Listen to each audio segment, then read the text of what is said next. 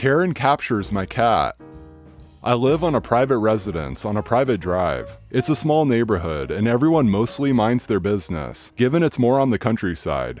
But there's this one neighbor, we'll call her Karen Neighbor. She has recently purchased the home where a sweet old man used to be before he passed. She has wasted no time at all harassing the children who dare ride their bikes near her property, and generally is making enemies in the neighborhood. She hadn't gotten a chance to interact with me besides the normal neighbor greet. She then texts on her neighborhood talk app, "Hey everyone, I found this cute cat almost dead. It looked as if it was starving and I took it in and fed it."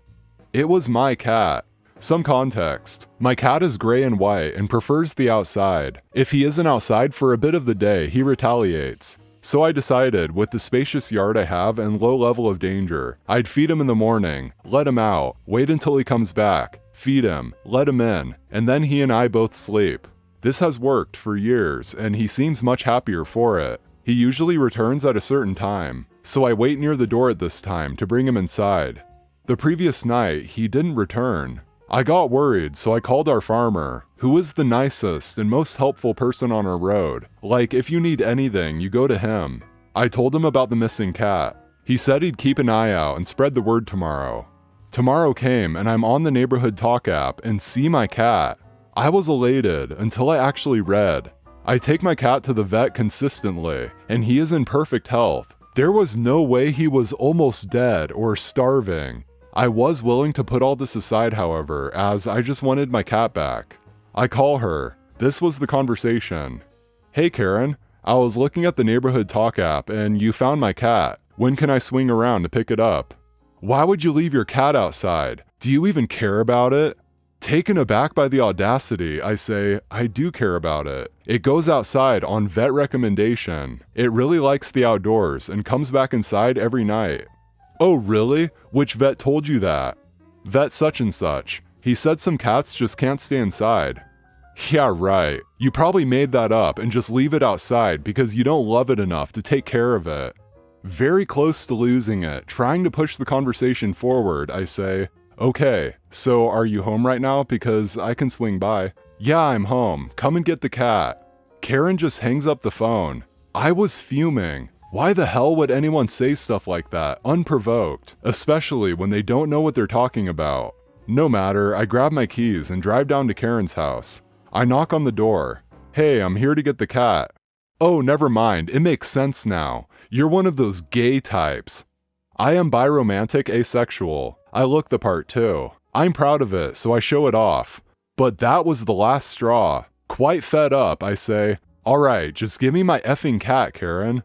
"How dare you talk to me like that? I'm calling animal control. You are obviously unfit to take care of a pet." "I'm sorry, what? I can't speak Karen, just give me my cat and I'll leave it simple." Karen shuts the door and calls animal control. I decide to call the farmer. Obviously I need backup, and I'm not wasting emergency resources for a petty squabble. The farmer says he's on his way. He arrives shortly after. I bring him up to speed and he knocks on the door. Karen answers it, and the farmer says, "Ma'am, could you please return this man his cat?" No, he assaulted me because I said he couldn't take care of this poor dying cat. Listen, I know that's a bunch of baloney. OP wouldn't hit anyone. Not just because he's one of the nicest people I know, but because he's weak. He laughs, so do I. "Can I please have the cat?" "The only people I'll give this cat to is animal control." She then slams the door. She was making this extremely hard for all parties involved. There was one option left: wait for animal control and explain what was happening. So we did. About 20 minutes later, they arrive. We explain to the man what was happening. "Jesus Christ. I'll get the cat," he said. He knocks on the door. Karen answers, but instead of her demon form, she has turned into the nicest woman in the world. "Hello, are you here for the cat?"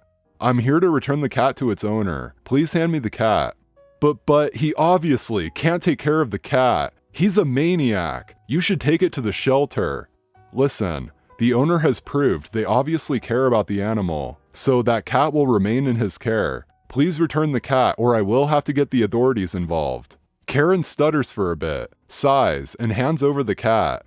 This is a huge mistake. She shuts the door. Animal control returns my cat to me. I thank both the farmer and animal control and leave in my car. I'm just happy it's over, and I don't have to deal with that entitlement again. She hasn't grabbed it again yet, but when she does, I'm calling the authorities. I'm not dealing with her again. My cat is very happy. There were no signs of damage or disease when I went to the vet after the incident, and so far the story ends on a happily ever after. My entitled neighbor stole my garage twice. Perhaps stole is a strong word here, but I'm just so mad about the entitled attitude of this person. I live in the northeast of England, and I'm originally from Wales. I've owned a house in Wales I've been renting out for the last 10 years. Everything has been super smooth, until a year ago. The tenant stopped paying rent, made multiple promises to pay, etc. In the end, I got so frustrated I decided to sell the place. I cut my losses on the outstanding rent, circa £3,000, and told the tenant if he left by a certain day I'd write off the rent. Tenant goes over the deadline by a couple of weeks, but ultimately leaves. However, the house is in a terrible condition. The tenant had painted many of the walls bright orange, and had got this paint everywhere, including the carpet and skirting boards.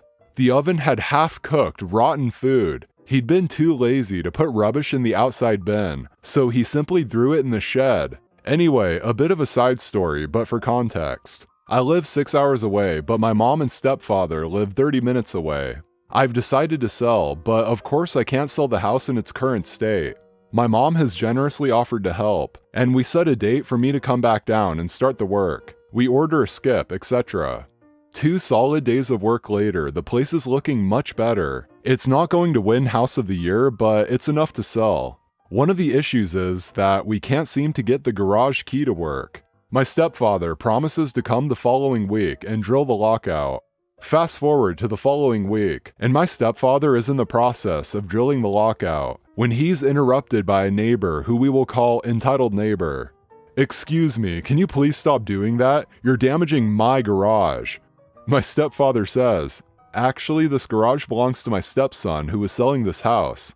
"Well, I've been using this garage for the last 12 months, so he has no right." Turns out that the entitled neighbor noticed that the tenant wasn't using the garage, so he drilled out the locks, swapped a new lock, and started using it. When it was finally opened, it was full to the brim with his stuff. He didn't think anyone would notice. I find out the information and call him, telling him he has 24 hours to empty the garage and replace the lock. He can't do it within 24 hours apparently. And here's that text conversation. "Hi, have you managed to clear the garage yet?" "Nearly, mate. We'll all be done by Wednesday if that's okay with you. Weather down here has been terrible, it hasn't stopped raining." "No worries." He apologizes and promises to drop the new keys through the letterbox in a few days. It's annoying, but luckily it's all working out, and I don't want to cause too much hassle with the neighbor.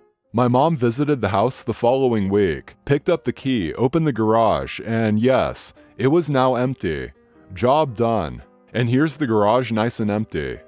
Fast forward 6 months. House is sold, arranging key handover, etc. However, I get a text from the new owner the following day. It reads, "Hi, thanks for sorting the keys early yesterday. Could you please send someone to clear the garage out in the next week or so? Thanks." And here's the garage now. Under the sale contract, it's my responsibility to ensure the house and any buildings are empty for the sale. Otherwise, I can be liable for costs, etc. Straight away, I know what's happened and called the entitled neighbor. Turns out, he kept a spare key on the lock change. Yes, in hindsight, I should have done my own lock, but I didn't think anyone would be that stupid. He noticed no one was using the garage, so he decided to start using it again. I was furious. He couldn't understand why I was so mad. "But you were not using it, so what was the big issue?" "Well, did you ask my permission?" "No." "Does the garage belong to you?" "No." "What do you expect?" I gave him 1 hour to clear the garage before I call the police and order a clearance company to empty the garage. The sheer cheek of the man. Anyway, all sorted now. Garage is empty, locks have been changed, and having sold the property, the entitled neighbor is now someone else's problem.